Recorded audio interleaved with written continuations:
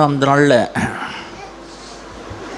மோசேயினுடைய ஆகமம், அதாவது 90வது சங்கீத புஸ்தகம் 90 நான் திருப்பிக் கொள்ள விரும்புகிறேன். சங்கீத புஸ்தகம் 90.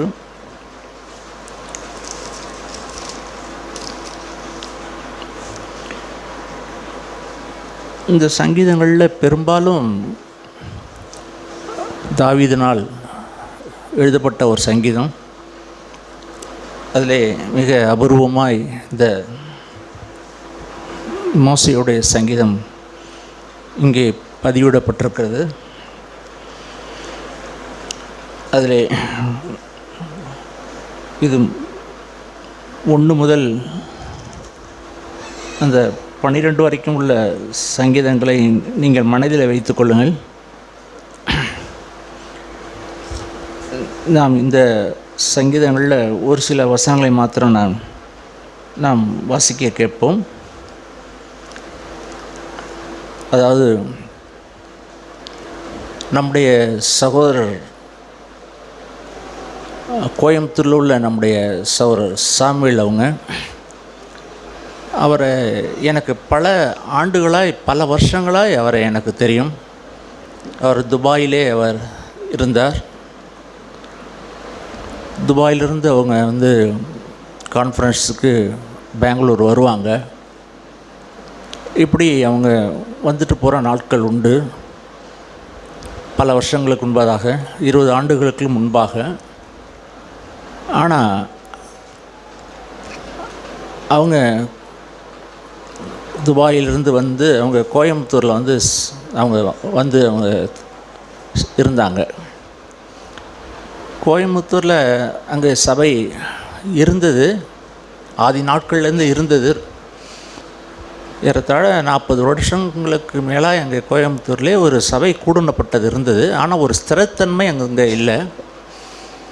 ஆனால் சாமுவேல் அங்கே அவங்க குடியேறி அந்த கோயம்புத்தூர் பட்டணத்திலே ஒரு சபை, அங்கே ஸ்திரமற்றிருந்த சபை அங்கே ஸ்திரமாக ஸ்தாபிக்கப்பட்டு, அங்கே சத்தியத்துக்கு தூணும் ஆதாரமான ஒரு சபை அங்கே ஸ்தாபிக்கப்பட்டது.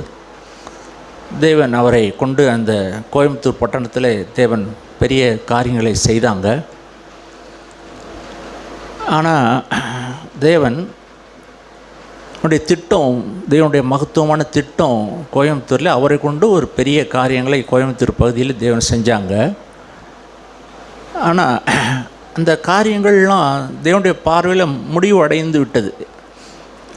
அவருடைய பிளான், அவருடைய திட்டம் எல்லாம் முடிவு அடைந்து விட்டது. அந்த சகோதரர் அவங்க புதன்கிழமைக்கு அவருடைய மகள் வீட்டுக்கு போகிறாங்க. அமெரிக்காவுக்கு பக்கத்தில் கனடா என்ற நாட்டுக்கு அவங்க போகிறாங்க.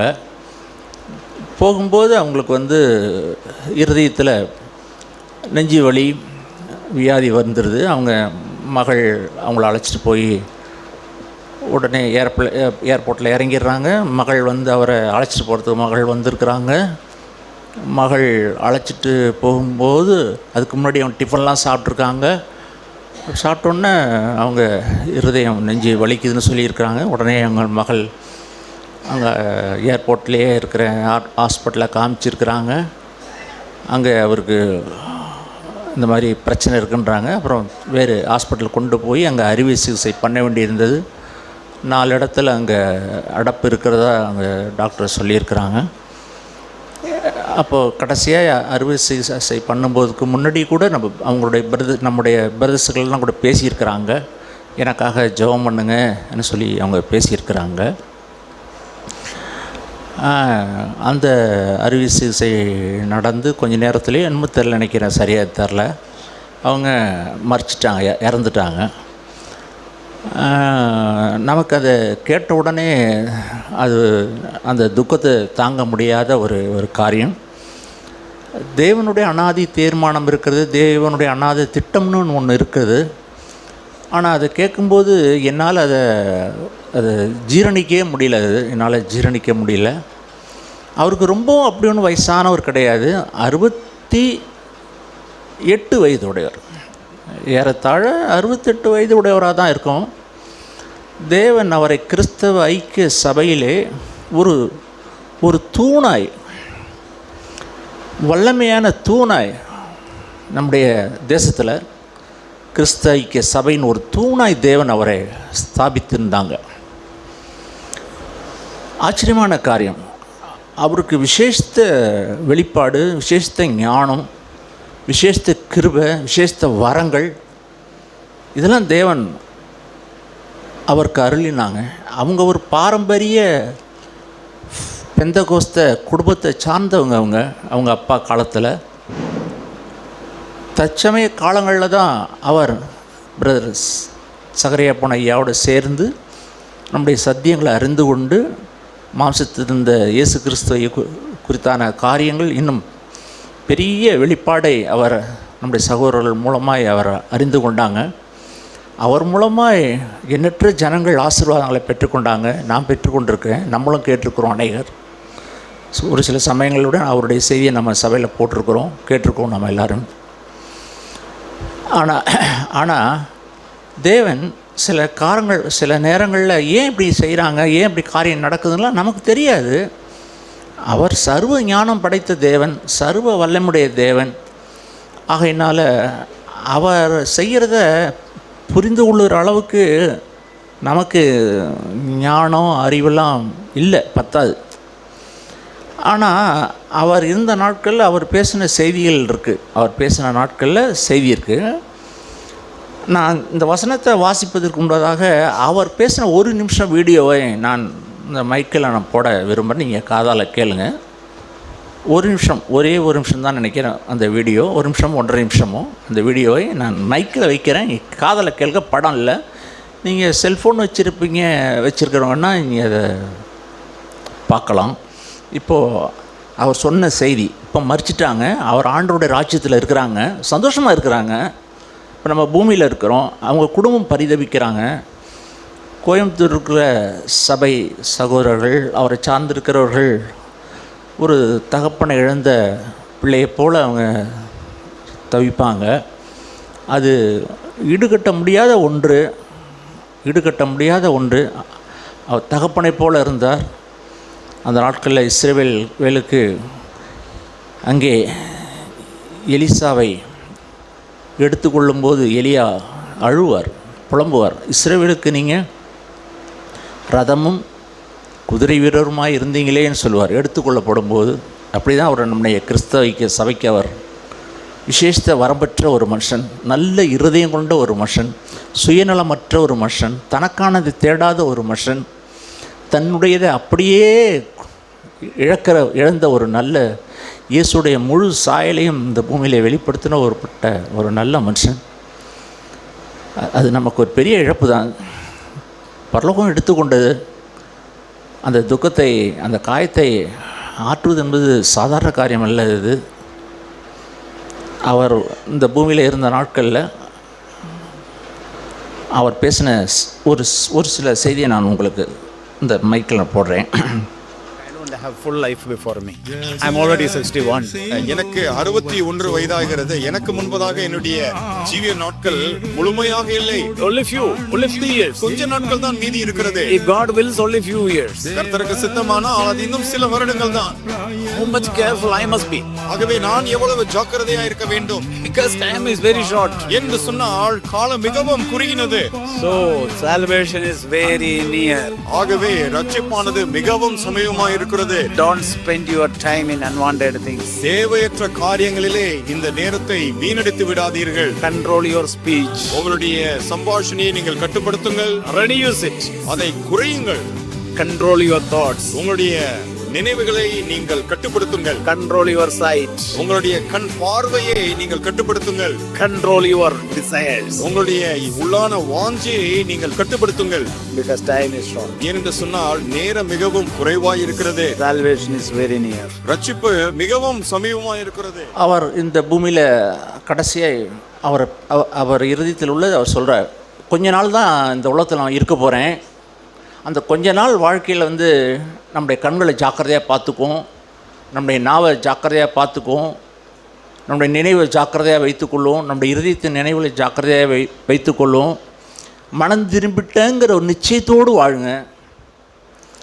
நான் மனம் திரும்பிட்டேன், நான் ரட்சிக்கப்பட்டேன், இயேசுவின் இரத்தத்தால் நான் கழுவப்பட்டிருக்கிற நிச்சயத்தோடு இருங்கன்றது அவங்க சொல்கிறாங்க. இது அவர் ஒரு 4 வருஷத்துக்கு முன்னாடி அவர் சொல்லியிருப்பார் நான் நினைக்கிறேன்.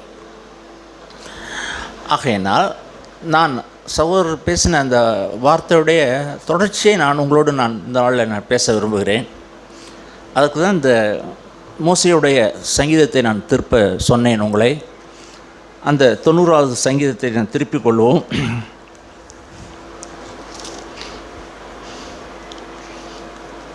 அதாவது அதில் 3வது வசனத்தை வாசிங்க. சங்கீதம் 90 3வது வசனம். சிஸ்டர் வாசிங்க. நீர் மனுஷனை நீர்த்துளியாக்கி மனுபுத்திரனே திரும்புங்கள் என்கிறீர். மனுபுத்திரன்ட்ட தேவன் எதிர்பார்க்கிற ஒரு காரியம் என்னன்னா, நீ திரும்பு, மனம் திரும்பு, நீ மாறு. நீ இந்த பூமியே நோக்கிட்டு இருக்கிற, நீ மனுஷரையே பார்த்துட்டு இருக்கிற, அல்லது ஒன்றையே நீ பார்த்துக்கிட்டு இருக்கிற, நீ திரும்பு, இயேசுவை நோக்கி பரலோகத்தை நோக்கி பார்த்து நீ திரும்பு, உன் வாழ்க்கையில் கொஞ்சம் திரும்பு. அவங்க மட்டும்தான் பரலோக ராஜ்யத்துக்கு சமீபமாக ரட்சிப்பை பெற்றுக்கொள்ள முடியும். நம்முடைய சௌர சாமுவேல் ஐயா அவங்க சொல்லுகிற செய்தி என்ன, நீங்கள் ரட்சிக்கப்பட்டேங்கிற நிச்சயம் இருக்கட்டும் உங்களுக்கு. ஏன்னா மரணம் எப்போ நீங்கள் வரும்னு உங்களுக்கு தெரியாது. ஆனால் நீங்கள் ரட்சிக்கப்பட்டு ரெடியாக இருந்துருங்க. புத்தியுள்ள கன்னிகையாக எப்பொழுதும் எண்ணெயோடு விளக்கோடு தீவட்டியோடும் தீப்பெட்டியோடையும் எண்ணெயோடையும் ஜாக்கிரதையாக இருந்துருங்க. விழித்திருங்க, எப்பொழுதும் மனம் திரும்பி ஜாக்கிரதையாக இருந்துருங்கிற செய்தி தான் அவர் சொல்கிறார். இப்போது இவர் சொல்கிறார் இந்த சங்கீதத்தில் அவர் சொல்கிற நாட்கள்லாம், அதாவது 9வது வசனம் வாசிங்களேன். எங்கள் நாட்கள் எல்லாம் உமது கோபத்தால் போய்விட்டது.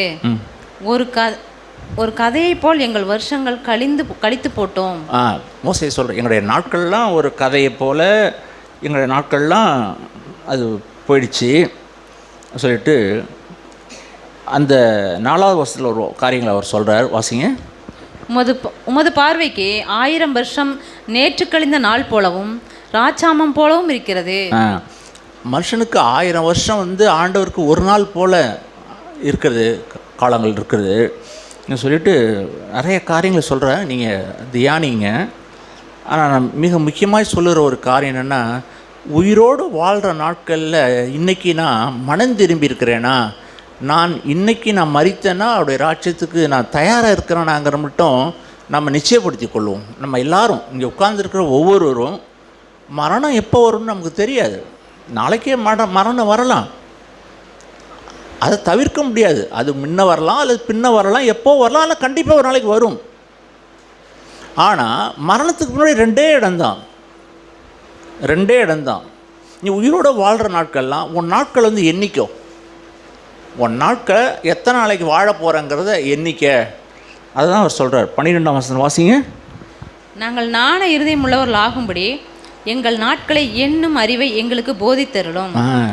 எங்களுக்கு ஞானத்தை தாரும், எங்களுக்கு ஞானமுள்ள இருதயத்தை தாரும். நான் எத்தனை நாள் இந்த பூமியில் வாழ்வேன், என் நாட்களை எண்ணிக்கிட்டோம். ஒவ்வொரு நாளும் நாட்களை எண்ணட்டும்.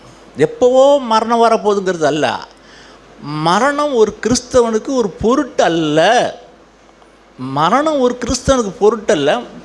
மரணம் நமக்கு ஒரு முடிவு அல்ல. மரணம் நமக்கு ஆரம்பம். அது பரலோகமாக இருந்தால் அது ஆரம்பத்தை அங்கே ஆரம்பிக்கும், நரகமாக இருந்தால் நரகத்தில் என் வாழ்க்கையை ஆரம்பிப்பேன். ரெண்டும் என்ன சொன்னாக்கா, அந்த மரணத்தினுடைய ரெண்டும் அங்கே ஆரம்பமாகுது. சொர்க்குலக வாழ்க்கையும் தேவனோடு நடக்கிற வாழ்க்கையும் நரக வாழ்க்கைக்கும் அங்கே ஆரம்பமாகிறது. அது முடிவு அல்ல. பூமியில் வாழ்கிற மனுஷன் மறிச்சு விட்டால் அதோட கதை முடிந்தது என்று அவன் எண்ணுகிறான். ஆனால் அப்படி அல்லவே இல்லை. அதனால் உன்னுடைய நாட்களை எண்ணிக்கோ, ஒவ்வொரு நாள் உன் நாட்களை எண்ணிக்கோ. நாளைக்கு சமயத்தில் நீ படுத்திருந்துட்டு காலைல ஏந்திரிச்சாதான் நிச்சயம். நம்ம படுக்கிறோம், நீ ஏந்திரிச்சாதான் நிச்சயம். ஆனால் அதுக்குள்ளே உன் இருதயத்தில் எங்கே தாழ்த்தணும், எங்கே விட்டு கொடுக்கணும், எங்களை சகிக்கணும், நமக்கும் தேவனுக்கு இருக்கிற உறவு எப்படி இருக்குது, நான் வாழ்கிற நாட்கள் எனக்கும் அவருக்கும் உறவு சரியாக இருந்தால் தான் நான் அங்கே போக முடியும். இப்போ நான் பூமியில் வாழ்கிற நாட்கள்லாம் அவரோடு கூட எனக்கு உறவு இல்லாமல் நான் அவரோட ஆட்சியத்துக்கு போவேன்னா ஒருபோதும் போக முடியாது. அதனால் இந்த பூமியின் நாட்கள் எல்லாம் ஞான இருதயமுடையவனாக இருந்து உன் வாழ்க்கை எண்ணிக்கோ, உன் நாளை எண்ணிக்கோ, ஒவ்வொரு நாளும் எண்ணு. ஏன்னு சொன்னாக்கா நீ வாழுகிற நாட்கள் உனக்கு கொடுத்துருக்கிற தவணை நாட்கள். பூமியிலே நான் வாழுறதுக்கு தேவன் கொடுத்த தவணை நாட்கள். இந்த தவணை நாட்களை அற்பம் என்னாத, அலட்சியம் என்னாத, எண்ணிக்கை ஞானமுடையவனாக இருந்துரு. எல்லாம் வாசிக்கிறோம். நாட்கள் பொல்லாதவைகள் ஆனதால் காலத்தை பிரயோஜனப்படுத்தி கொள்ளும். பொல்லாத காலம் ஒவ்வொரு நாளும் மிக முக்கியமான நாட்கள். அருமையான தேவனுடைய பிள்ளைகளை இங்கே கூடியிருக்கிற உங்களையும் என்னையும் சேர்த்து நான் சொல்லுகிறேன், நாம் ஒவ்வொரு நாளும் இந்த பூமியிலே வாழ்வது தேவனுடைய மகாபதன கிருபை. இந்த நாட்களை எனக்காகவும் வாழ முடியும், என்னை உண்டாக்கின சிருஷ்டி கர்த்தாவுக்காகவும் வாழ முடியும்.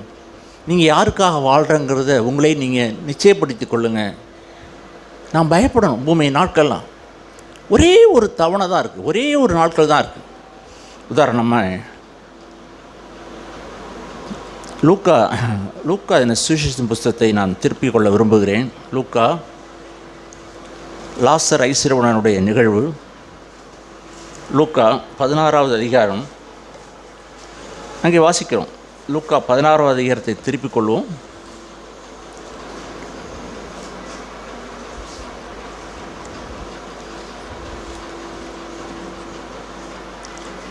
அங்கே லாசரு, அங்கே ஐஸ்வர்யவான் என்ற 2 மனுஷரை குறித்து வாசிக்கிறோம். நாம் அநேக சமயங்களில் இந்த கதை நமக்கு நன்றாக தெரியும், இந்த சூழ்நிலை தெரியும்.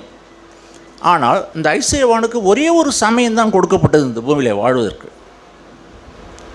ஒரே ஒரு நாள் தான் அவனுக்கு ஒரே ஒரு தடவை தான் அந்த கொடுத்தது. ஆனால் அந்த நாட்களை அவன் குடிக்கிறதுக்கும் புசிப்பதற்கும் தன்னை நல்லா உடுத்திக்கிறதுக்கும் நல்லா உங்குறதுக்கும் ஊர் ஊராக சுற்றுறதுக்கும் நாக்கு ருசியாக சாப்பிட்றதுக்கும் தன் கண்கண்டபடி நடக்கிறதற்கும் தன் மாம்ச இச்சையின்படி வாழ்வதற்கும் தன் மனசு வந்த வழியை வாழ்வதற்கும் இதுக்கே தன் வாழ்க்கையை பயன்படுத்திட்டான். ஒரே ஒரு வாழ்க்கை தான். நம்முடைய மதத்தில் சொல்கிறது வழக்கம் உண்டு, 7 பிறப்பு. அது பொய், ஏமாத்து வேலை.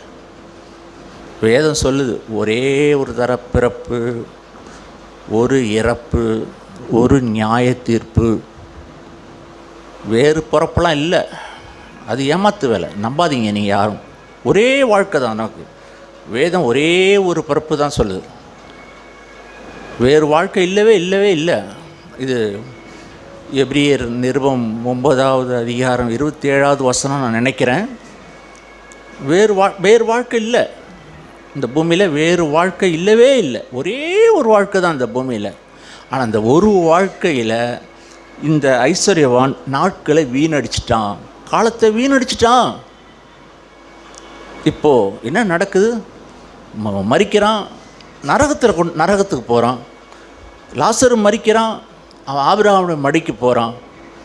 இப்போது அவன் கேட்குறான், எனக்கு இன்னும் ஒரு சான்ஸ் கொடுங்கன்னு கேட்குறான். ஒரே ஒரு சான்ஸ், நான் பூமிக்கு போகிறதுக்கு ஒரு சான்ஸ் கொடுங்க, நான் போகிறேன். நான் போய் என்னுடைய அண்ணன் தம்பி மகள் எத்தனை பேர் இருக்கிறாங்க, அவங்களுக்கு இந்த விவரத்தெல்லாம் சொல்லணும்னு சொல்கிறாங்க. முடியாது, முடிஞ்சு. அப்படி நான் போகலனாலும் இந்த லாசரையாச்சும் போக சொல்லுங்களேன். முடியாது, அதுவும் முடிஞ்சது. அதான் வாசிக்கிறோம். என்ன வாசிக்கிறோம்? 30வது வசனம், 17வது அதிகாரம், லூக்கா 16வது அதிகாரம் 30வது வசனம் வாசிங்க. அதற்கு அவன், அப்படியல்ல தகப்பனாகிய ஆபிரகாமே, மரித்தோரிலிருந்து ஒருவன் அவரிடத்திற்கு திரும்பி போனால் மனம் திரும்புவார்கள் என்றான். அதற்கு அவன், அவர்கள் மோசேக்கும் தீர்க்கதரிசிகளுக்கும் செவிகொடாவிட்டால் மரித்தோரிலிருந்து ஒருவன் எழுந்து போனாலும் நம்ப மாட்டார்கள் என்று சொன்னான் என்றான். எப்பா, எத்தனையோ தேவனுடைய மனுஷர்கள்லாம் பூமியில் இருக்காங்க. அவங்களுக்கெல்லாம் உங்கள் அண்ணன் தம்பிமார்கள் உன்னுடைய அப்பாவோட வீட்டுக்காரெல்லாம் செவி கொடுத்தான்னா நல்லது. அப்படி ஒருவேளை அவங்களுடைய வார்த்தையே அவன் கேட்கறதுக்கு மனமட்டலான்னு இருந்தால் இந்த பரலோகத்திலேருந்து இந்த லாசர் திரும்ப இந்த பூமிக்கு போனாலும் கூட அவங்க நம்ப மாட்டாங்க. இப்போது அவன் புலம்புறான், தவிக்கிறான், என் நாட்டில் வீணடிச்சிட்டனே. வீணடிச்சிட்டேனே. குடிக்கிறதுக்கும் புசிக்கிறதுக்கும் மனுஷனுடைய மகிமையை கனத்தை தேடுவதற்கும் ருசியாய் சாப்பிடுவதற்கும் விதவிதமாய் உடுத்துவதற்கும் புது புது இடங்களுக்கு போகிறதற்கும் கண்டபடியெல்லாம் தான் நடந்தான், தான் வாய் வந்தபடியெல்லாம் பேசினான், மனசில் என்னெல்லாம் யோசிக்கிறானோ அதுபடியெல்லாம் செஞ்சான். ஆனால் இப்போது அங்கே நெருப்பில் அவன் வைக்கிறான்.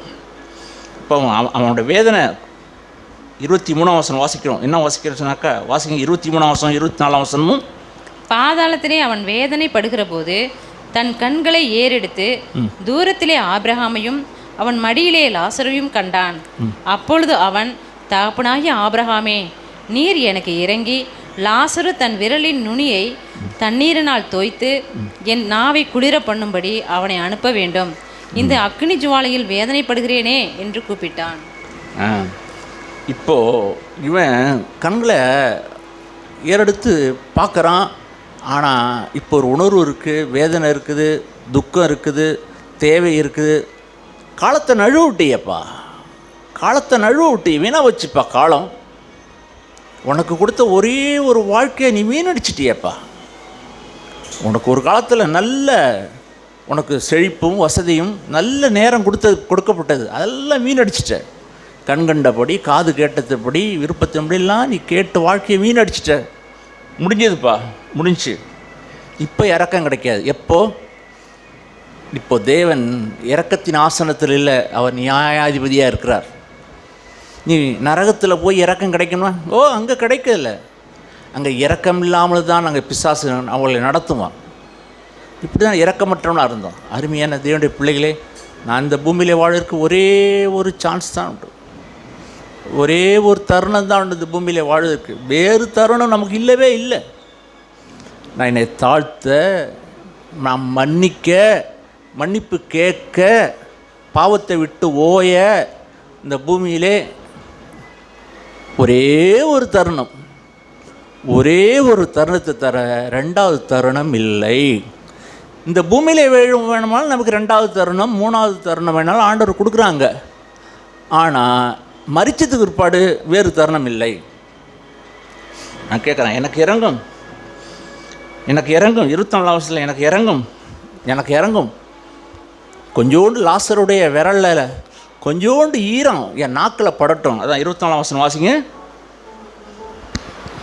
அப்பொழுது அவன், தகப்பனாகிய ஆபிரகாமே, நீர் எனக்கு இறங்கி லாசரு தன் விரலின் நுனியை தண்ணீரில் தோய்த்து என் நாவை குளிர பண்ணும்படி அவனை அனுப்ப வேண்டும்.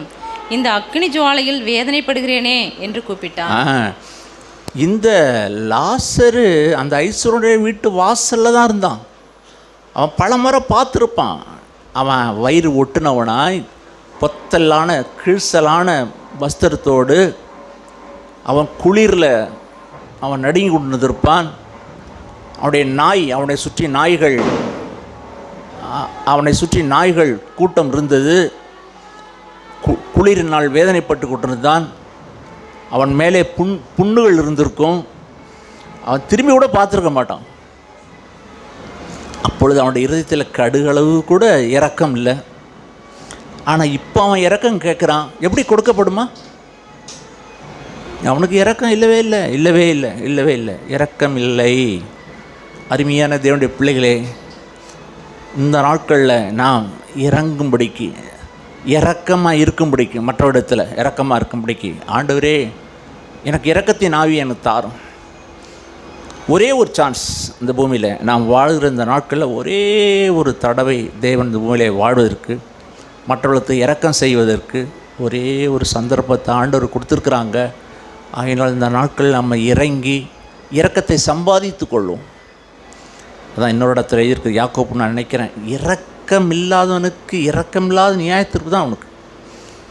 ஆனால் நியாயத்தீர்ப்பு நாட்களில் உனக்கு சொத்து எதுன்னா, நீ இந்த பூமியில் இறக்கமுடையவனாயின்னு இருந்தீன்னா அது உனக்கு இரக்கம் கிடைக்கும். இந்த ஐஸ்வர்யவான் இரக்கம் செய்யலை, அங்கே இரக்கம் கேட்குறான். நல்ல சந்தர்ப்பத்தை நழுவ விட்டான்.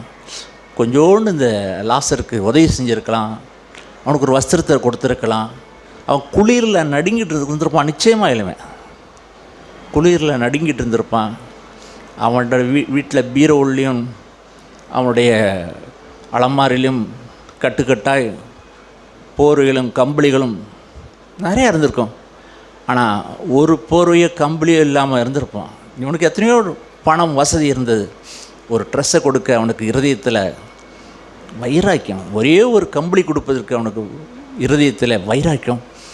இப்பொழுது ஒரு சொட்டு தண்ணி, ஒரு ஈரம், ஒரே ஒரு ஈரம், எவ்வளோ இது உண்மையாக நடந்த சம்பவம் வேத புஸ்தகத்தில். இயேசுவானவர் எல்லா காரியங்களையும் ஓமானமாய் சொல்லுகிறேன்னு ஆண்டவர் சொல்லுவாங்க. ஆனால் இந்த லாசர் நிகழ்ச்சியில் ஓமானம் அல்ல. இயேசு இந்த பூமிக்கு வருவதற்கு முன்பதாக பரலோகத்திலே இருக்கும்போது இந்த நிகழ்ச்சியை பார்த்தார். அவர் லாசரை பெயர் சொல்லி சொல்கிறார், ஐஸ்வர்யவானுடைய பெயரை சொல்லி ஏன் சொல்லலை? ஏன்னா அவர் வாழ்ந்த நாட்களில், இந்த நாட்களில் அவனுடைய ஐஸ்வர்யவானுடைய குடும்பம், மாமா, மச்சான், அப்பா, சின்னம்மா, பெரியம்மா எல்லாரும் அந்த நாட்களில் எருசலேமில் அங்கே ஒரு இடத்துல இருந்திருப்பாங்க. அதனால் அவங்கள பேரை சொன்னாக்கா அவங்களுக்கு ஒரு அவமானமாக இருக்கும், அவங்களுடைய நல்ல பேருக்கு ஒரு இழுக்கு உண்டாகுங்கிறதுக்காக ஆண்டவர் அதையும் கூட ஞானமாக சொல்கிறார். ஐஸ்வர்யவானுங்கிறது சேர விட்டார், அதை மட்டும் சொல்கிறாங்க. ஆனால் லாசருங்கிற பேரை ஓப்பனாக சொல்கிறார். ஏன்னா அவன் இரக்கம் பெற்ற மனுஷன். இது உண்மையாக நடந்த சம்பவம். இது ஓமானம்னு சொல்ல, இயேசு பார்த்த ஒரு நிகழ்ச்சி. அது எந்த நாட்கள்னு எனக்கு தெரியாது, ஆனால் உண்மையாக நடந்த நிகழ்ச்சி. அருமையான தேவனுடைய பிள்ளைகளே, இந்த பூமியிலே நமக்கு வேறு சந்தர்ப்பம் இல்லை, ஒரே ஒரு வாழ்க்கை. ஆகையினால் இங்கே உட்கார்ந்துருக்க ஒவ்வொருவருக்கும் என்னையும் சேர்த்து சொல்கிறேன், நீங்கள் மனம் திரும்பிட்டேங்கிற நிக்கர்னு இருக்கா? ஒவ்வொருத்தரையும் பார்த்து கேட்குறேன், இங்கே உட்கார்ந்துருக்கிற ஒவ்வொருத்தரையும் பார்த்து கை நீட்டி நான் கேட்குற காரியம் என்னென்னா, நீங்கள் மனம் திரும்பியிருக்கீங்களா? ஆண்டவர் என்னுடைய பாவத்தெல்லாம் அவருடைய ரத்தத்தில் கழுவிட்டாங்க, என் பாவத்தை நான் அறிக்கையிட்டேன், நான் இயேசு எனக்குள்ளே இருக்கிறாரு, இன்றைக்கி நான் மறிச்சாலும் அவருடைய ராஜ்யத்துக்கு போவேன். இங்கே நிக்கர்ணை இருக்குதா? நிக்கர்ணை இல்லாமல் இந்த இடத்த விட்டு ஏஞ்சி போகாதீங்க. நிக்கர்ணை இல்லாதவங்க தயவுசெய்து இந்த சபைக்கும் வர வேண்டாம்னு நான் சொல்ல விரும்புகிறேன். தயவுசெய்து ஏன் உங்கள் நேரத்தையும் வேஸ்ட் பண்ணுறீங்க? இங்கே பேசுகிறவங்க நேரத்தையும் எதுக்கு வேஸ்ட் பண்ணுறீங்க? அதனால் தயவுசெய்து சொல்கிறேன், நிக்கர்ணை உள்ளவங்க வாங்க. உங்களுடைய பாதங்களை கழுவுவதற்கு நாங்கள் அநேகர் காத்திருக்கிறோம், உங்களுக்கு உதவி செய்வதற்கு. ஆனால் மனம் திரும்பலாம் என்ன, இன்னும் விட்டு கொடுக்க, சகிக்க, மற்றவங்களை மன்னிப்பதற்கெல்லாம் மனம் இல்லையா? தயவு செய்து நீங்கள் உட்கார்ந்துருக்க இடத்துல வேறு யாராவது வந்து உட்கார்ந்துருக்கட்டும். நீங்கள் மனம் திரும்ப வேண்டும், உங்களை தாழ்த்த வேண்டும், உங்களை விட்டு கொடுக்க வேண்டும், சகிக்க வேண்டும். இன்னும் கண்ணுக்கு இற போட்டுக்கிட்டுருக்கீங்களா? டிவி யார் வீட்டிலலாம் டிவி இன்னும் குடியை கெடுத்துக்கிட்டு இருக்குன்னு எனக்கு தெரில. தொடர் நாடகங்கள், தொடர் சினிமா படம், தொடர் கதைகள், நாட்டை சந்தியில் அடிச்சுக்கிட்டு இருக்கு நாட்டை. ஆனால் உங்கள் வீட்டை சந்தியில் அடிக்காமல் பார்த்துங்க, ஜாக்கிரதை. தொடர் நாடகங்கள், தொடர் சினிமா உங்கள் வீட்டில் ஓடுமா? தயவுசெய்து டிவி கனெக்ஷனை கட் பண்ணிவிடுங்க, நாளைக்கே கட் பண்ணிவிடுங்க. தேவனுடைய வார்த்தையை படிப்பதற்கும், தேவனுடைய வார்த்தையை கேட்பதற்கும், குடும்பமாக ஐக்கியப்படுவதற்கும் இதில் உன் நேரத்தை செலவிடுங்க. தயவுசெய்து டிவிங்கிற பொல்லாத சாத்தான கனெக்ஷன் வாங்கி டிவி அந்த தொடர் நாடகத்தெல்லாம் கேட்டு உடைய மனதையும் சிந்தையும் கெடுத்து சந்தியில் போக வேண்டாம். கால சமீபம் நெருங்கிடுச்சு. அதுதான் அவர் பிரதர் சொன்னாங்க, கால சமீபமாயிட்டு. ஒரு காலத்தில் தூரமாக இருந்தது, இப்போ சமீபமாயிட்டு. நீ மனம் திரும்பு. இயேசுவானவர் நிறைய செய்தியை சொன்னாங்க. ஆனால் நிறைய செய்தியை சொல்வதற்கு முதல் செய்தியாக என்ன திரும்ப சொன்னாங்க, அதை நான் சொல்கிறேன் உங்களுக்கு. அதாவது மத்திய சுவிசேஷத்தை புத்தகம் 4ஆம் அதிகாரம், மத்திய சுவிசேஷத்தை புத்தகம் 4ஆம் அதிகாரம் 17வது வசனம். 4ஆம் அதிகாரம் 17வது வசனம் வாசிங்க. மத்திய சுவிசேஷத்தை புத்தகம் 4ஆம் அதிகாரம் 17வது வசனம். அது முதல் இயேசு மனம் திரும்புங்கள், பரலோக ராஜ்யம் சமீபித்திருக்கிறது என்று பிரசங்கிக்க தொடங்கினார். இயேசுவை போல் இந்த உலகத்தில் எந்த மனுஷனும் பிரசங்கித்ததே இல்லை. இயேசு பிரசங்கித்தது போல் இந்த உலகத்தில் எந்த மனுஷனும் பேச முடியாது. அவ்வளோ ஞானமான வார்த்தையெல்லாம் ஆண்டவர் பேசுனாங்க. ஆனால் இது எல்லாத்துக்குமே திறவுகோள் என்ன தெரியுமா? திறவுகோள் மனம் திரும்பு, உன்னை தாழ்த்திரு. பெரிய போதகன், இஸ்ரவேலில் மகாபெரிதான ஒரு போதகன், நிற்கும்போது என்ற ஒரு போதகன் நடு ராத்திரியில், அது எத்தனை மணின்னு எனக்கு தெரில, 1 மணியோ 2 மணியோ தெரில, இயேசு இருந்த வீட்டில் வந்து கதவு தட்டுறான். ஆண்டவர் கதவை திறக்கிறாங்க. ஏப்பா என்னப்பா செய்தின்றாங்க. அவன் ஆண்டவரை புகழ்கிறான், ஆண்டவரை அது சொல்கிறான், இதை சொல்கிறான், நீ தேவனிடத்தில் வந்தவர்னு சொல்கிறான். ஆனால் ஆண்டவர் அவனுக்கு ஒரு செய்தியை சொல்கிறாங்க, எப்பா மனம் திரும்பு, நீ மனம் திரும்பலன்னா பரலோக ராஜ்யத்தை பார்க்கவும் மாட்டேன், பரலோக ராஜ்யத்தில் நீ பிரவேசிக்கவும் மாட்டேன். அவன் அதிருந்து போகிறான். அவ்வளோ ஞானம் உடையவன் அவன், வேதத்தை கரைச்சி குடித்தவன். ஆனால் மறந்திரும்புதல் மறுபடியும் பிறக்குதல்ன்ற வார்த்தை அவனுக்கு புரியலை. ஆனால் பிற்படி அவன் மனம் திரும்பிட்டான், மாறிட்டான். அவன் தான் பிற்காலங்களில் இயேசுவின் சரீரத்தை எடுத்து அவனும் அவனோட சூட இன்னொருவனும் சேர்ந்து தான் அடக்கம் பண்ணுறாங்க. அவன் அந்தரங்க சீசனாக இருந்தால் இயேசு சொன்ன வார்த்தையை கேட்டு மனம் திரும்பிட்டான். இந்த நாளில் உட்கார்ந்துருக்கிற என்னையும் சேர்த்து சொல்லுகிறேன், என் வாழ்க்கையில் நான் மனம் திரும்பிட்டேன். இன்றைக்கி நான் மறிச்சா நான் அவர்கிட்ட போவேன். எதெல்லாம் இன்றைக்கி எது பாவம்னு தோணுதோ அதை விட்டுடணும். அது நிறையா இருக்குது. இன்றைக்கி எது பாவம், நான் பேசுனது தப்பா, இன்னார கொடுத்து நான் கசப்பு என்ற மனதில் சிந்தையில் வைத்திருக்கேன் பாவமா, அதை உடனே அறிக்கையிட்டு உடனே கழுவி கொள்ளணும். அதனால் ஒவ்வொன்றும் மனம் திரும்புதல், ஒவ்வொரு நாளும் மனம் திரும்புதல். இப்படி இருக்கும்போது அவர்கள் மரணத்தை கொடுத்து பயப்பட மாட்டாங்க. மரணம் அவளை என்ன செய்யும்? மரணம் அவளை ஒன்றுமே செய்ய முடியாது. சாவு எதாவது பண்ண முடியுமா? தேவனுடைய பிள்ளைகளை ஒன்றுமே பண்ணவே முடியாது. மரணம் வேணால் உலகத்துக்கு பயப்படலாம், நீங்களும் நானும் மரணத்துக்கு பயப்படவே கூடாது. அதான் பார்க்குறோம். என்ன 1 கொரிந்தியரின் புஸ்தகம் 15வது அதிகாரத்தை நாம் திருப்புவோம். அங்கே அவங்க சொல்கிறாங்க, 1 கொரிந்தியரின் புஸ்தகம் 15வது அதிகாரத்தை நாம் திருப்புவோம்.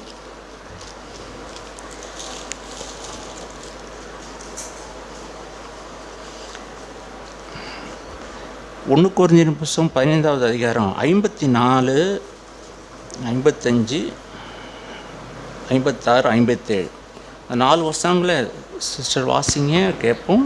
அழிவுள்ளதாகிய இது அழியாமையையும் சாவுக்கேதுவாகிய இது சாவாமையையும் தரித்து கொள்ளும்போது மரணம் ஜெயமாக விழுங்கப்பட்டது என்று எழுதியிருக்கிற வார்த்தை நிறைவேறும். மரணமே உன் கூர் எங்கே? பாதாளமே உன் ஜெயம் எங்கே? மரணத்தின் கூர் பாவம், பாவத்தின் பலன் நியாயப்பிரமாணம். நம்முடைய கர்த்தராகிய இயேசு கிறிஸ்துவினாலே நமக்கு ஜெயம் கொடுக்கிற தேவனுக்கு ஸ்தோத்திரம். அழிவுள்ளதாகிய இது அழியாமை. அழிவுள்ள சரீரத்தில் நம்ம வாழ்ந்துட்டுருக்கோம், ஆனால் அழியாமை உள்ள ஒரு வாழ்க்கையை நமக்கு இருக்குது, அழியாமையாக இருக்குது. சாவுக்கு எதுவான சரீரம்தான், ஆனால் சாவே இல்லாத நித்தியமாய் வாழ்கிற ஒரு வாழ்க்கை இருக்குது. இதை மனசில் நம்ம வச்சுக்குவோம்.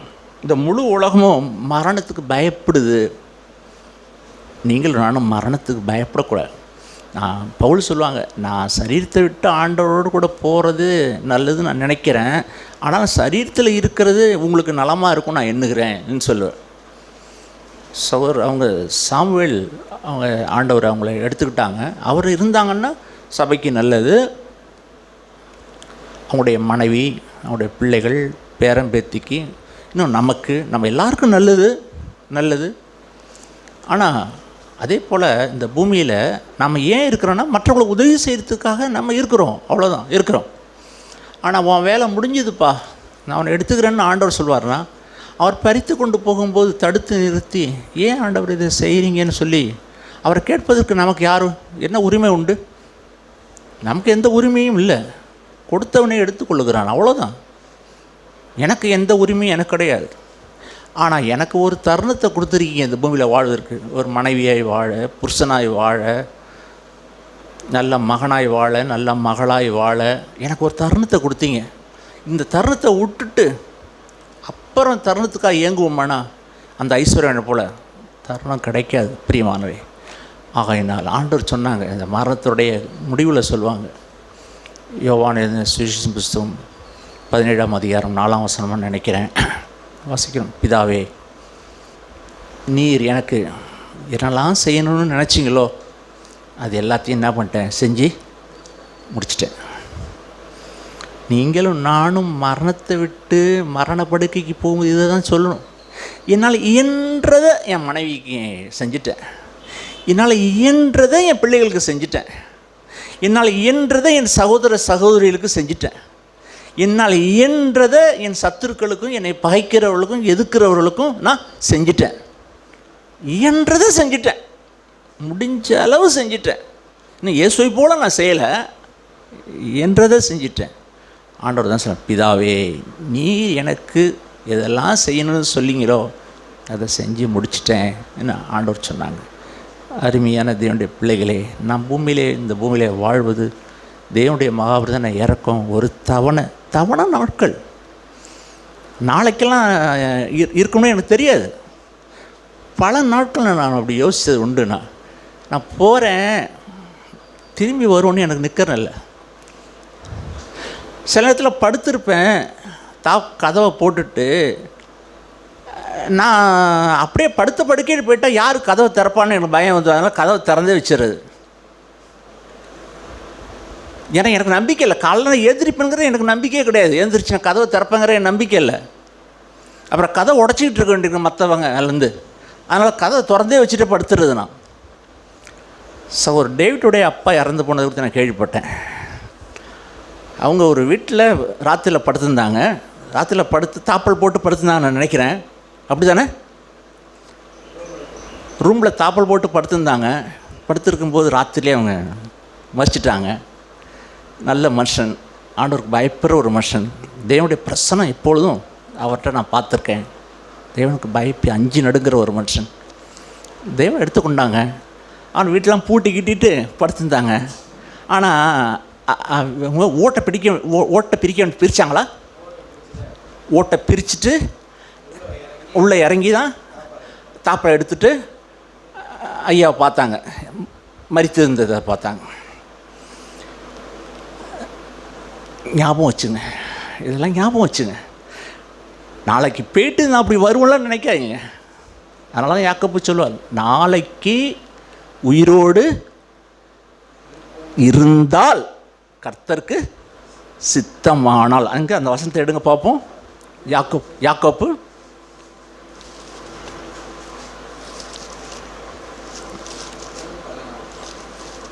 பக்கம் சொல்லுங்க.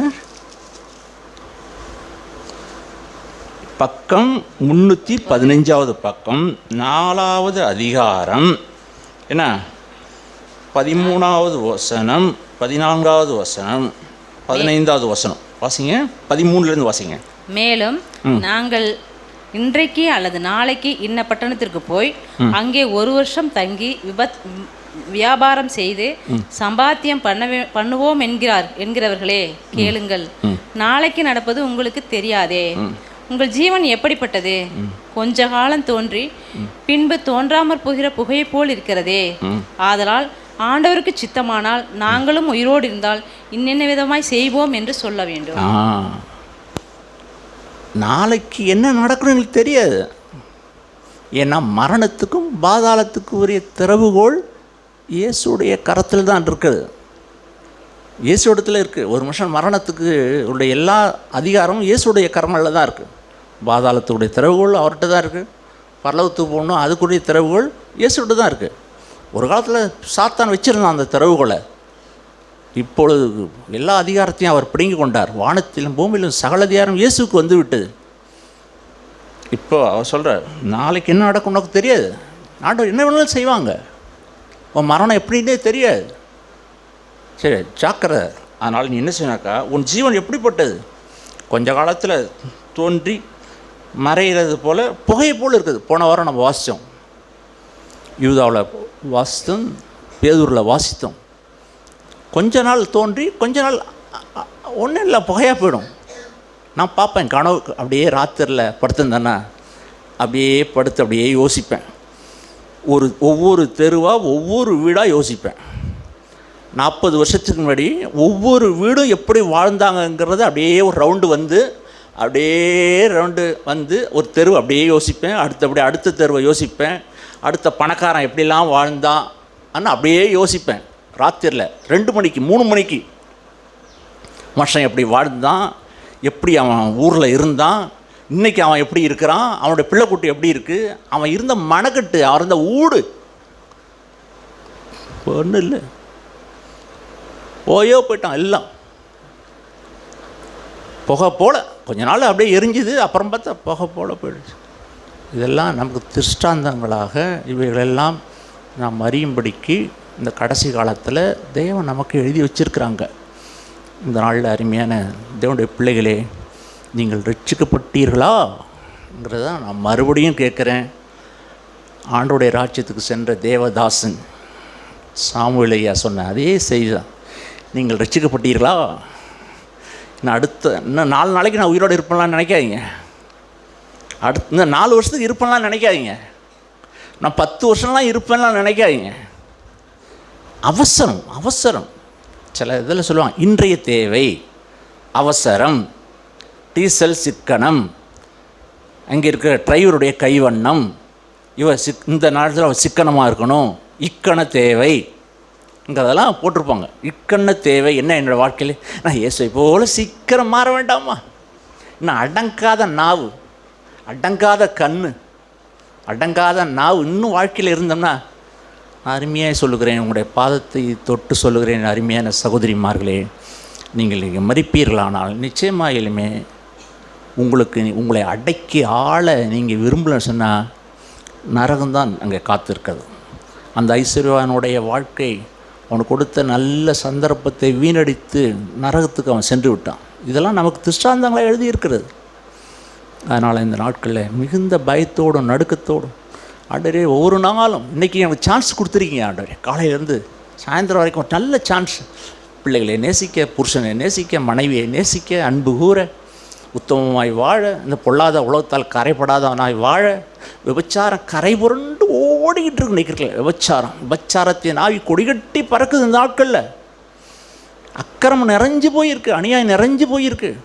கரப்படாதபடிக்கு தன்னை பாதுகாக்கணுன்னாக்கா மிகுந்த நடுக்கத்தோடு நீங்களும் நானும் வாழ வேண்டியிருக்குது.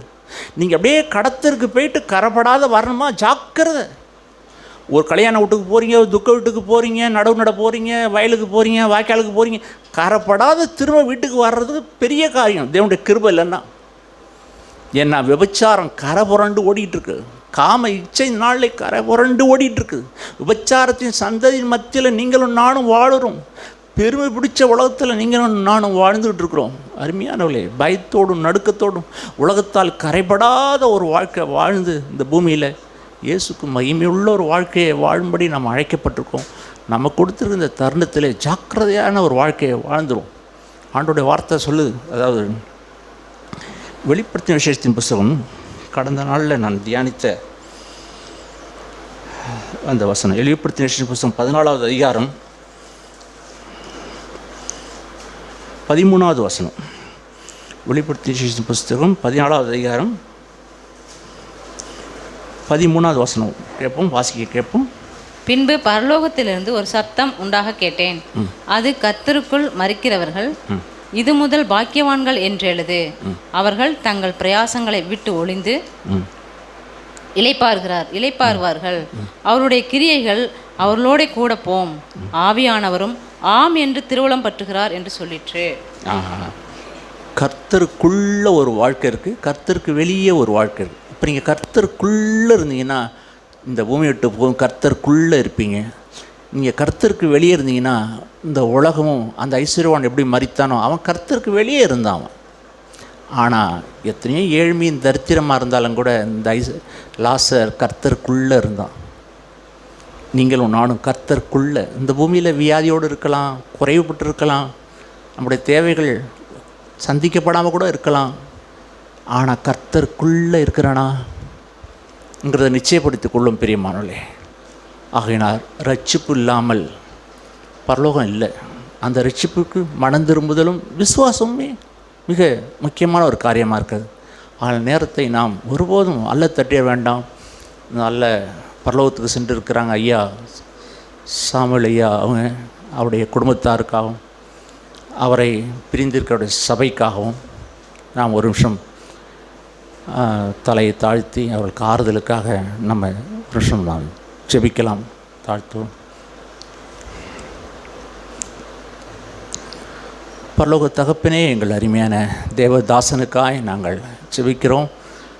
கடந்த நாள் முழுவதும் அந்த மனுஷர் மூலமாய் நாங்கள் பெற்ற நன்மைகள் ஈவுகள் ஆண்டவரே கணக்கில்லை ஐயா. சகோதரன் மூலமாய் நாங்கள் பெற்ற எல்லா ஈவுக்கும் இயேசுவே நாங்கள் நன்றி செலுத்துகிறோம், உமக்கு மகிமையை செலுத்துகிறோம் ஆண்டவரே. விசேஷமாக அவருடைய குடும்பத்தாருக்காக ஜெபிக்கிறோம், விசேஷமாக கோயம்புத்தார் சபையாருக்காக ஜெபிக்கிறோம். எஜமானே, ஆறுதலின் தெய்வமே, ஒவ்வொருவருக்கும் ஆறுதலை தருவீராக. நல்ல அடக்க ஆராதனை நடக்கவும், உம்முடைய நாமத்தை மையப்படுத்தவும் ஆண்டவரே அனுகிரகம் பண்ணும். வேண்டிய எல்லா சூழ்நிலையும் பொறுப்படுத்தி கொள்ளுங்க. இயேசு கிறிஸ்து மூலம் ஜெபிக்கிறோம் நல்ல பிதாவே, ஆமென்.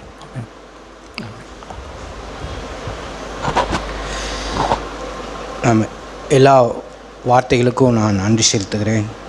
நாம் கேட்டது போல சகோதரருடைய குடும்பத்திற்கும் அவங்களுடைய சபையாருக்கும் நாம் தொடர்ந்து ஜெபம் செய்வோம். ஆண்டவர் அவர்களுக்கு உதவி செய்ய வேண்டும். அது அவங்களுடைய குடும்பத்தாருக்கும் சபைக்கும் ஒரு பெரிய இழப்பு தான்.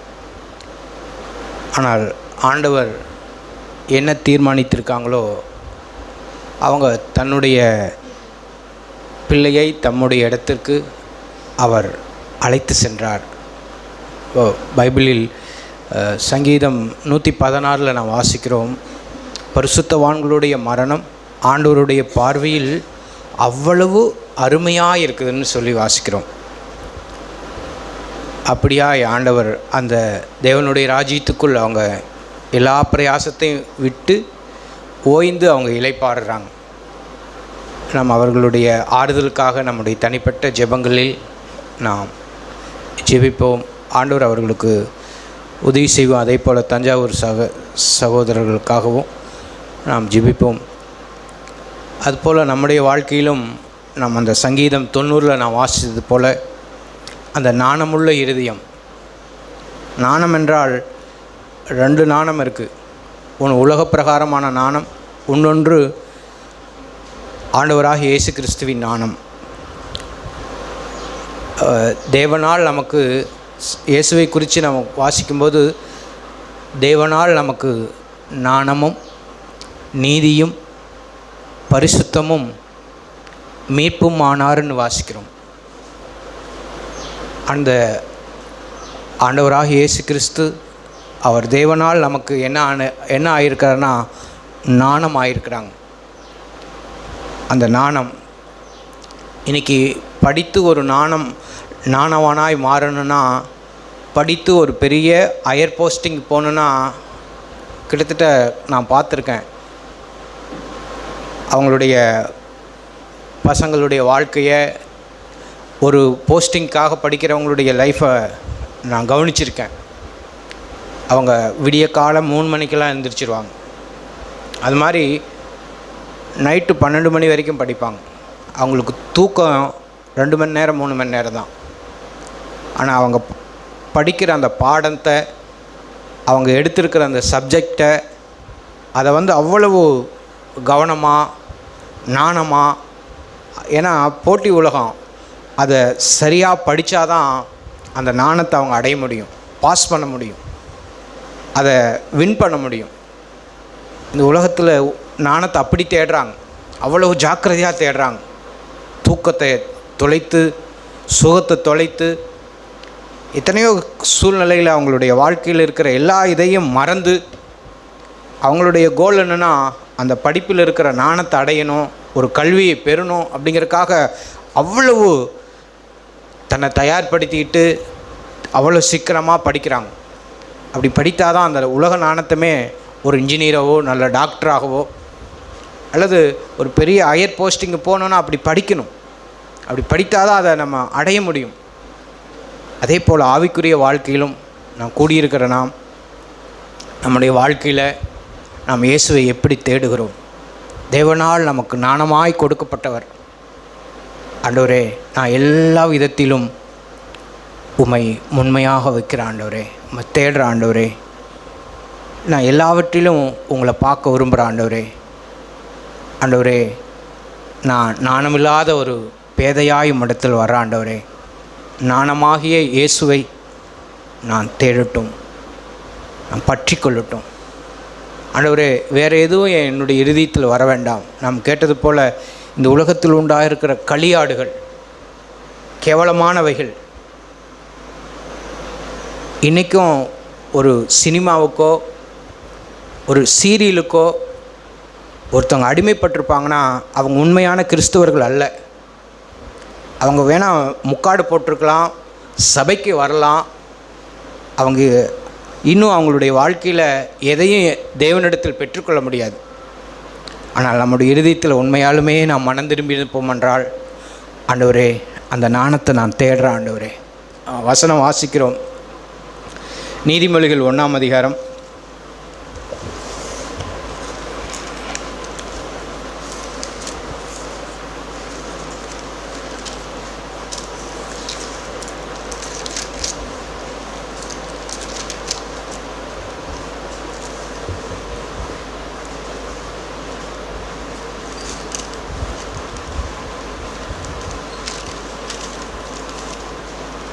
2ஆம் அதிகாரம்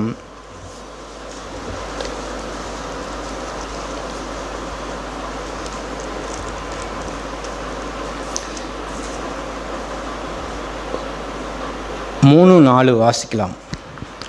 நாணத்தை வா என்று கூப்பிட்டு புத்தியை சத்தமிட்டு அழைத்து, ஆண்டவராகிய இயேசு கிறிஸ்துவை அவர்தான் நாணம். அவரை நம்ம எப்படி கூப்பிடணும்னா, நாணத்தை வா என்று கூப்பிட்டு, ஆண்டவரே நான் வாழ்கிற சூழ்நிலையில், என்னுடைய இருதயத்தில், நான் நடக்கிற வாழ்க்கையில் பாதையில், இந்த நேரத்தில் ஆண்டவரே நாணமாகிய தேவனே நீங்கள் என்னிடத்தில் வாங்க அப்படின்னு சொல்லி கூப்பிட்டு, புத்தியை சத்தமிட்டு, புத்தியாயிருக்கிற பேதலிச்சு போயிருக்கிற நமக்கு, ஒரு கஷ்டமான சூழ்நிலையில், நெருக்கமான சூழ்நிலையில் வாழ்கிற நடக்கிற நமக்கு, ஆண்டவரே புத்தியை போல் இருக்கிற, புத்தியாயிருக்கிற அவர் என்ன செய்யணுமா, சத்தமிட்டு அழைத்து அடக்கி கொள்ளாமல் இரவும் பகலும் கூப்பிட்டு அதை வெளியை போல நாடி ஒரு தங்கத்தை, ஒரு வருமானத்தை எப்படி நம்ம தேடுறோமோ, ஒரு வருமானத்தை அடையணுன்னா எப்படி தேடுறோம், ஒன்று செய்யணுன்னா நம்ம எப்படி தேடுறோம், அதுபோல் நீ தேடி புதையலை தேடுகிறதை போல் தேடுவானாளாள். புதையலை தேடுகிறத போல் நம்ம தேடுவோனா, ஆண்டவரே நீங்கள் ஒரு பெரிய பொக்கிஷம் ஆண்டவரே. ஆண்டவர் புதிய ஏற்பாட்டில் தான் வாசிக்கிறோம். ஒரு மனுஷன் தனக்கு உண்டானதையெல்லாம் விற்றுட்டான். விற்றதுக்கப்புறம் ஒரு பூமியை வாங்குகிறான். அதுக்கு கீழே என்ன இருக்குன்னா, ஒரு பெரிய பொக்கிஷம் இருக்குது. அதுபோல் என்னுடைய ஆண்டவர் என்னென்னா, ஆண்டவரே நீர் ஒரு பொக்கிஷம் ஆண்டவரே, உமக்கு ஈடுகட்ட இந்த உலகத்தில் எதுவும் இல்லை ஆண்டவரே. அதை வெள்ளியை போல, பொன்னை போல, வருமானத்தை போல தேடணும் ஆண்டவரே. அதை தேடினால் நாடி புதையலை தேடுகிறதை போல் தேடுவானாயான். அப்பொழுது கர்த்தருக்கு பயப்படுதல் இன்னதென்று நீ அப்போ தான் நீ என்ன செய்ய முடியும்னா, உணர்ந்து கொள்வ. உணர்வுள்ள இருதயம், உணர்வது, மனம் திரும்புவது, விசுவாசிப்பது, இதெல்லாம் எங்கே கிடைக்குதுன்னா, உணர்ந்து கொள்வது, உணர்வது, உணர்ந்து தேவனை அறிவை கண்டடைவாய். அந்த நாணமுள்ள இறைத்தி அப்போ தான் நீ கண்டடைவ. இதெல்லாம் இந்த புத்தி மேலே எதுக்கு சொல்கிறாங்கன்னா, ஆண்டவர் நமக்கு சொல்கிறாங்க. கர்த்தர் நாணத்தை தருகிறார், அவர் வாயிலிருந்து அறிவும் புத்தியும் வரும். நான் வாழ்கிற நாட்களில் ஆண்டவரை நமக்கு நாணம் வேணும், நாணமுள்ள இருதயம் வேணும், நாணமுள்ள வாழ்க்கை வேணும். அது இயேசுவை அல்லாமல் வேறு எங்கும் கிடைக்காது. வாய் கண்டபடி, நம்முடைய இஷ்டப்படி வாழ்கிற வாழ்க்கையின்படி அது கிடைக்கவே கிடைக்காது. ஆண்டவரே நான் மனம் திரும்புகிறேன் ஆண்டவரே, இயேசுவே நான் உணர்வடைய ஆண்டவரே, உம்மை தேடுற ஆண்டவரே. அந்த கல்வி படிக்கிறவன் 5 மணிக்கெல்லாம் எந்திரிச்சு அவன் புத்தகத்தையும், 4 மணிக்கெல்லாம் எந்திரிச்சு அவன் வச்சிருக்கிற அந்த பாடத்தையும் அவ்வளவா படிக்கிறான் உன்னை அடைவதற்கு. ஆண்டவரே நானும் அப்படி தேடிட்டு ஆண்டவரே, நானும் என் இருதயத்தை இயேசுவை தேடிட்டு ஆண்டவரே, எனக்கு கிடைக்கும் போதெல்லாம் உம்மை அந்த கர்த்தருக்கு பயப்படுதல் இன்னதென்று உணரத்தக்க உணர்வுள்ள இருதயம், அதை நான் அடையிட்ட ஆண்டவரே. நான் எல்லாரையும் போல் இருக்க வேண்டாம். ஆண்டவர் சொல்லும்போது, நீ எகிப்தில் இருக்கிறவர்களைப் போல் நீ இருக்க வேண்டாம், எகிப்தில் இருக்கிற மனுஷர்களைப் போல் நீ இருக்க வேண்டாம்னு சொன்னார். அதுபோல் நீ உலகத்தார் மாதிரி இருக்க வேண்டாம். நீ தெய்வ பயத்தோடு நாணத்தை தேடிடு, நீ ஆண்டவரை தேடிடு. நீ அப்படி தேடுவாயானால் நீ என்னை கண்டுகொள்வ. நீ என்னை விட்டு விட்டா நானும் விட்டு விடுவேன். இன்னொரு வசனம் இருக்குது, நீ வேதத்தை நேசிப்பதை, வேதத்தை வாசிப்பதை நீ நிறுத்திவிட்டால் ஆண்டவர் சொல்கிறார், உன் பிள்ளைகளை நான் மறந்துடுவாங்கிறார். அது எவ்வளோ பெரிய ஒரு வார்த்தை. நீ வேதத்தை நேசிப்பதை வாசிப்பதை நீ நிறுத்திட்டினா நான் உன் பிள்ளைகளை மறந்துடுவேன். ஏன் ஆண்டவரே, பிள்ளைங்க என்ன செஞ்சாங்க அப்படின்னா, உன் இருதயம் எவ்வளவு கொளுத்து போயிருக்கு, உன் இருதயம் எப்படி ஒரு கீழ்ப்படியாமைக்குள்ளே இருக்குது. நான் உனக்கு வேதத்தை மகத்துவங்களை எழுதி கொடுத்தேன், நீ அதை அந்நிய காரியமாக நேசிக்கிற, வார்த்தைகளை ஏற்றுக்கொள்வதில்லை, உணர்வதில்லை, மனம் திரும்புவதில்லை. இதெல்லாம் அந்நிய காரியமாக இருக்குது. கேட்குற, அப்படியே விட்டுட்டு போயிடுற, உணர்வுள்ளாத இருதயமாக இருக்க. இப்படி ஆண்டவர் எத்தனையோ வகையில் நம்மளை எச்சரிக்கிறாங்க. அப்போது ஆண்டவரே, நான் மனம் திரும்பிட்டேன் ஆண்டவரே, உணர்வுள்ள இருதயத்தை நான் பெற்றுக்கொள்ளட்டேன் ஆண்டவரே. ஆண்டவரே, நான் மற்றவர்களை போல இருக்க வேணாம் ஆண்டவரே. ஆண்டவரே, நான் வித்தியாசமாக உம்மை சேவிக்க எனக்கு உதவி செய்யுங்க ஆண்டவரே. அந்த மாகாணத்தில் இருந்த, அந்த வாசிக்கிறோம் தானியேலிருந்து, அந்த மாகாணத்திலிருந்து எல்லாரும் அவங்க என்ன செய்கிறாங்கன்னா, பயந்து, ராஜாவுக்கு பயந்து எல்லாரும் முகக்குப்புற விழுகிறாங்க. ஒரு மனுஷனுக்கு பயந்து எல்லாரும் முகக்குப்புற விழுகிறாங்க. ஆனால் அதில் 3 பேர் மட்டும் நிமிர்ந்து நிற்கிறாங்க. நிமிர்ந்து நின்று விசுவாசித்து அறிக்கையிட்டு ஆண்டவரே தேவன் என்று அறிக்கையிடுறாங்க. இவங்க எல்லாரும் அது அந்த பொற்சிலைக்கு முன்பாக பணிந்து முகக்குப்புற விழுந்து அப்படியே தொழுது கொள்கிறாங்க. எந்த ஒரு ரியாக்ஷனும் அவங்க பண்ணலை. ஆனால் 3 பேர் விசுவாசத்துக்காக நிற்கிறாங்க. இப்படிப்பட்ட இறுதியுமுடையவர்கள் ஆண்டவர் பார்க்குறார். ஆண்டவரே, பாவத்தை பணிந்து கொள்ளாமல், உலகத்துக்கு ஒத்து போகாமல், வேஷம் போடாமல், மாயம் பண்ணாமல், நடிக்காமல், ஆண்டவரே உங்கள் முகத்துக்கு முன்பாக வாழக்கூடிய அப்படிப்பட்ட மனுஷர்கள் தான் ஆண்டவர் பார்க்குறார். அது நானாக இருக்கட்டும் ஆண்டவரே, இரவாஞ்சேரியில் கூடி வருகிற, சபை கூடி வருகிற நம்மளாக இருக்கட்டுமே ஆண்டவரே, அது நானாக இருக்கட்டும் ஆண்டவரே. வேஷம் இல்லாமல், நடிப்பு இல்லாமல், பாவத்தை பாவம் என்று சொல்ல, பொய்யை பொய்ன்னு சொல்ல, உண்மையை ஒத்துக்கொள்ள, அக்கிரமத்தை ஒத்துக்கொள்ள, அப்படிப்பட்ட இருதயமுடைய நானாக இருக்கட்டும் ஆண்டவரே. அப்படிப்பட்ட இருதயத்தை எனக்கு தாங்க. அந்த 3 பேர் அப்படி தீர்மானித்தாங்க. என்னை விடுவித்தாலும் சரி, விடுவிக்காமல் போனாலும் சரி, நீ நிறுத்தின அந்த பொற்சிலை நாங்கள் ஒருபோதும் சாய்ந்து போக மாட்டோம் அப்படின்னாங்க. அப்படிப்பட்ட இருதயம் ஆண்டவரே, அந்த தைரியத்தை, அந்த விசுவாசத்தை, அப்படிப்பட்ட பரிசுத்தமான வாழ்க்கையை ஆண்டவரே எங்களுக்கு தந்துருங்க ஆண்டவரே. அதை தேடும்போது தேவன் தருகிறார். ஒவ்வொருவருக்கும் அப்படி உதவி செய்வாராக. நான் அதை விசுவாசிக்கிறேன். ஆமேன். எங்கள் பரலோக தகப்பனையும் துதிக்கிறோம், நன்றி செலுத்துகிறோம். அப்பா, இந்த நாளிலும் ஆண்டவரே, நீர் எங்களோடு பேசின ஜீவனுள்ள வார்த்தைகளுக்காக நன்றி செலுத்துகிறோம். எங்களோடு திருஷ்டாந்தரமாய் பேசியிருக்கிறீர். இனி காலம் செல்லாது என்று சொல்லியிருக்கிறீர். ஆண்டவரே, நாங்கள் நிற்பதும் நிர்மூலமாக இருப்பதும் உம்முடைய சுத்த கிருபை ஆண்டவரே. உம்முடைய இரக்கங்களுக்கு முடிவில்லையே ஆண்டவரே. தகப்பனே, இந்த நாளிலும் கூட இரக்கத்தை பெறவும், ஏற்ற வேளையில் சகாயம் செய்யும் கிருபை அடையும் தைரியமாய் கிருபாசனத்தை எண்டாய் வந்திருக்கிறோம் ஆண்டவரே. ஆமாண்டவரே, எங்களுடைய வாழ்க்கையிலே ஆண்டவரே, நீர் சொன்னீர், அது முதல் மனம் திரும்புங்கள், பரலோக ராஜ்யம் சமீபமாக இருக்கிறது என்று பிரசங்கிக்க தொடங்கினார் என்று வேதம் சொல்கிறது. ஆமாண்டவரே, மனம் திரும்புகிற ஒரு பாவி நிமித்தமே பரலோகத்தில் மிகுந்த சந்தோஷம் உண்டாயிருக்கும் என்று வேதம் சொல்கிறது. நாங்கள் அரைகுறையாக இல்லை ஆண்டவரே, மெய்யான மனம் திரும்புதலுக்கு எதுவாய் நாங்கள் வாழ, மனம் திரும்புதலுக்கேற்ற கனிகளை கொடுக்க எங்களுக்கு உதவி செய்யுங்க. உண்மையில் நிலைத்திருக்க உதவி செய்யுங்க. என்னில் நிலைத்திருங்கள், நானும் உங்கள் நிலைத்திருப்பேன். என்னில் நிலைத்திருந்தால் மிகுந்த கனிகளை கொடுப்பீர்கள் என்று சொல்லியிருக்கிறேன். தகப்பனே, உம்மை துதிக்கிறோம். நாளிலும் நாங்கள் கேட்டது போல அந்த ஐஸ்வர்யவான் லாசருடைய வாழ்க்கையிலே தன் கண் முன்னால் வாழ்ந்த அந்த லாசருவிடத்தில் இரக்கம் செய்யாமல் தன்னுடைய வாழ்க்கையிலே தன்னுடைய ஓட்டத்தை முடித்தது போல எங்களுடைய வாழ்க்கையிலே நாங்கள் ஒருபோதும் ஆண்டவரே அப்படிப்பட்ட ஆவியுடையவர்களாக இராதபடி ஆண்டவரே, நாங்கள் இரக்கமுள்ளவர்களாக இருக்க உதவி செய்யுங்க. நாங்கள் உம்மிடத்தில் இரக்கம் பெற்றது போல நாங்களும் மற்றவரிடத்தில் இரக்கமாக இருக்க உதவி செய்யுங்க. ராஜாவே, உம்மை துதிக்கிறோம். உம்முடைய வார்த்தைகளுக்காக உம்மை துதிக்கிறோம். ஆண்டவரே, எங்களுடைய வாழ்க்கை புல்லின் பூவுக்கு ஒப்பாக இருக்கிறது. ஆண்டவரே, எங்களுடைய நாட்களை எண்ணும் அறிவை எங்களுக்கு தாங்க.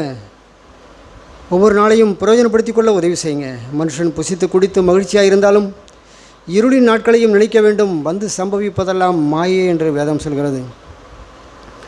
தகப்பனே, உம்மை துதிக்கிறோம். ஆண்டவரே, எங்களுக்கு கொடுத்துருக்கிற தவணை நாட்களுக்காய் உங்கள் நன்றியோடு துதிக்கிறோம்.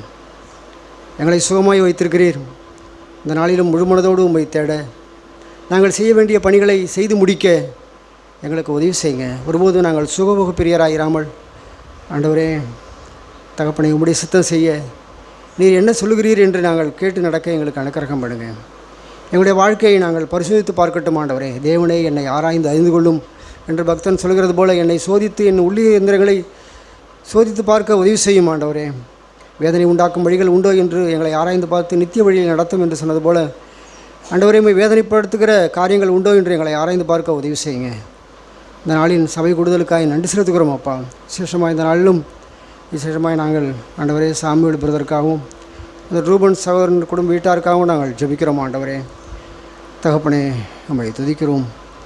ஆண்டவரே, நாங்கள் சகோதரர் சாமுவேலிடத்திலிருந்து பெற்றுக்கொண்ட ஏராளமான நன்மைகளுக்காக நன்றி செலுத்துகிறோம் அப்பா. ஆண்டவரே, அவருடைய வார்த்தைகள் என்றும் நிலைத்திருக்கிறது.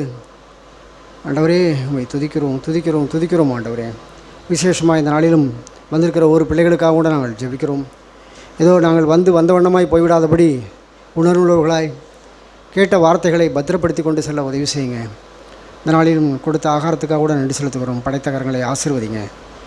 உண்டு உமக்கு மகிமையை வாழ உதவி செய்யுங்க. ஆண்டவரே, சபையின் தேவைகளை சந்திங்க. வரம்பற்றவர்களை எழுப்புங்க. ஒரு அனலுள்ள ஒரு வாழ்க்கையை தாங்க. எல்லா குளிர்ந்து போன தன்மையை எடுத்து போடுங்க.